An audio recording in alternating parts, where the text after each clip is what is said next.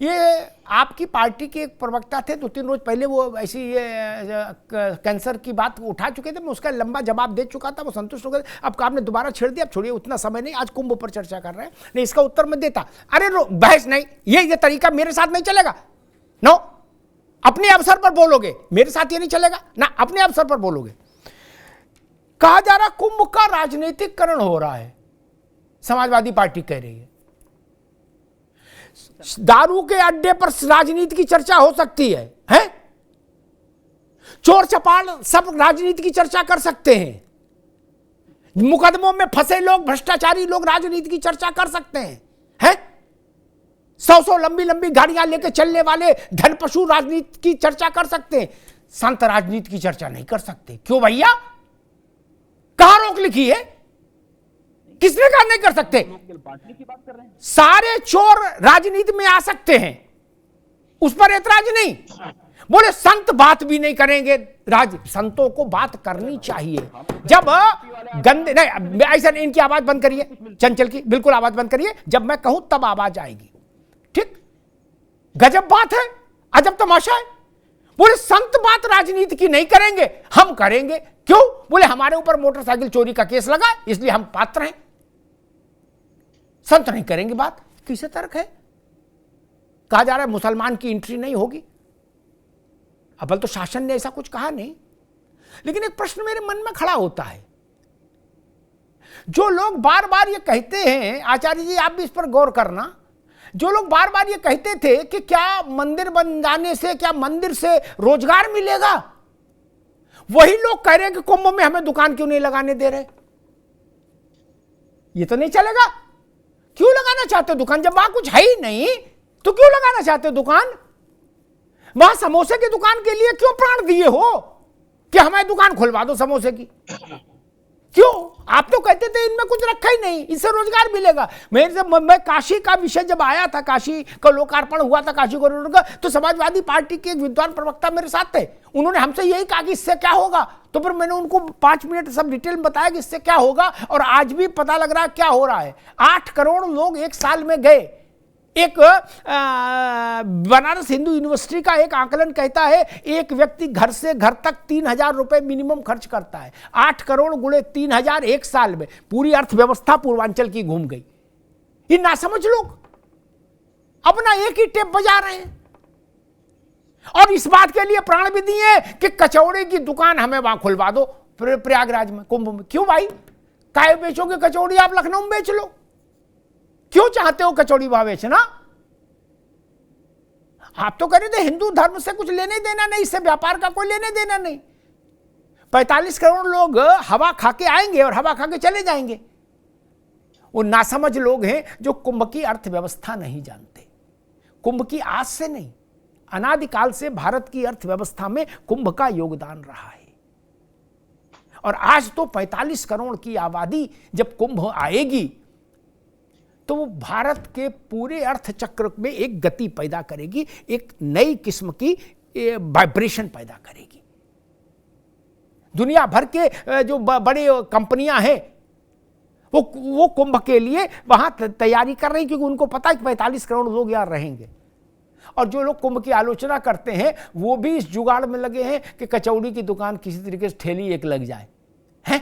और कह रहे अम्मा ये बात ठीक नहीं, आप हमको ठेली क्यों नहीं लगाने दे रहे? क्यों भाई, क्यों चाहते हैं आप ठेली लगाना? आपके लिए तो कुंभ है, तो ठेली लगाना क्यों चाह रहे हो? खैर राघवेंद्र जी, विषय वही है। एक बात हम कहेंगे, जो बात चंचल कह रहे हैं या अखिलेश जी कह रहे, छोड़िए। मैं एक बात कहता हूं देश की तरफ से, अभी रुकना होगा, देश की तरफ से 13 तारीख को कुंभ शुरू होगा, 13 जनवरी को। मैं 12 जनवरी को, आचार्य जी इस बात से मेरे ख्याल से आप भी सहमत होंगे, 12 जनवरी को मैं संगम के पानी की रिपोर्ट देखूंगा। क्या 12 जनवरी को संगम का जल पवित्र होना चाहिए? राघवेंद्र जी, सपा क्या कह रही, सपा जाने, बसपा क्या कह रही, बसपा जाने, आप क्या, भाजपा क्या कह रही, भाजपा जाने। लेकिन इस दुनिया भर से 45 करोड़ लोग आएंगे। वो किसी रेला मेला के लिए नहीं आ रहे, वो सिर्फ इसलिए आ रहे हैं कि एक बार ऐसे करके जल में करेंगे तो मेरे सारे कष्ट दूर हो जाएंगे, पाप धुल जाएंगे। वहां अगर नहीं ना ना ना इसमें फिर हम भागने नहीं देंगे 13 तारीख को, जान लो। फिर हमें सपा की भी जरूरत नहीं। 12 तारीख को जो भी मानक होते हो उन सारे मानकों पर संगम का जल निर्मल सिद्ध होना चाहिए। राघवेंद्र जी, ये पहली और अब सबसे बड़ी ड्यूटी है। ठीक, फैशन की 4 चीजें कम हो कुंभ में, हमें कोई दिक्कत नहीं। क्या वो स्विस कॉटेज 4 कम बने, कोई समस्या नहीं। जल निर्मल होना चाहिए। आप गारंटी देंगे कि 13-12 जनवरी 2025 को थर्मामीटर डाल के चाहे किसी भी घाट से चेक कर लो, पानी ठीक होगा। राघवेंद्र जी बिल्कुल सही कह रहे हैं अमिताभ जी। इस सब की व्यवस्था कर ली गई है, उसको कैसे किया जाएगा ये सब योजना बना ली गई है। अमिताभ जी, मैं पार्टी की तरफ से पूरा आपको आश्वासन देता हूं और पूरी जिम्मेदारी के साथ कह रहा हूं, 13 तारीख को आप उसका बिल्कुल, चाहे कोई भी 13 नहीं 12, उसके 13 को तो 12 तारीख मेला शुरू हो जाएगा। 12 से पहले से व्यवस्था कर दी गई है अमिताभ जी। उसके जो है अविरत धारा रहेगी और बहुत स्वच्छ पानी रहेगा, आप उसका आचमन कर सकते हैं। मैं ये पार्टी के प्रवक्ता के तौर पे आपको ये आश्वासन देना चाहता हूं और निश्चित रूप से ये कहना चाहता हूं। एक चीज मैं एक निश्चित रूप से एक बात मैं और कह दूं, अरविंद जी, आप लोगों को भी ध्यान चाहूंगा। मैं चाहूंगा कि मेला प्रशासन यानी सरकार, आचार्य जी बड़ी नई बात कह रहा हूं, ठाकुर ने मन में डाल दी। मेला प्रशासन और सरकार मिलके 1-1 लीटर की बोतल, कांच की, प्लास्टिक की नहीं, कांच की, 12 जनवरी का गंगा जल पैक करा के उसके साथ सर्टिफिकेशन लगा के समाज, मायावती जी, अखिलेश यादव जी, स्वामी प्रसाद मौर्य जी, प्रमोद तिवारी जी, इनके घर, सबके घर भिजवाओगे? बोलो हां कि नहीं? बोलो राघवेंद्र जी, विद सर्टिफिकेट। और 1 बोतल चंचल यादव के यहाँ हमारे कहने से। कह रहा हूं ना, अपने विश्वास के साथ कह रहा हूं। विश्वास नहीं, आप हम तो कह रहे हैं अंधा तब पतियाए जब कौरी भर पाए। 1-1 बोतल। या एक और बात कहता हूं, बात खरी रखो, गोलमोल नहीं, ताकि चंचल जी कहे कि हाँ भाई बात तो बहुत सही कही। एक अरे रुक जाओ भाई राजनीति, ऐसे नहीं, एक काम कर लो, 12 तारीख को मैं सुझाव भी तो दे सकता हूं, और जितना आप लोगों को देश से प्रेम है उतना ही हमको भी है, ये भी मान लो।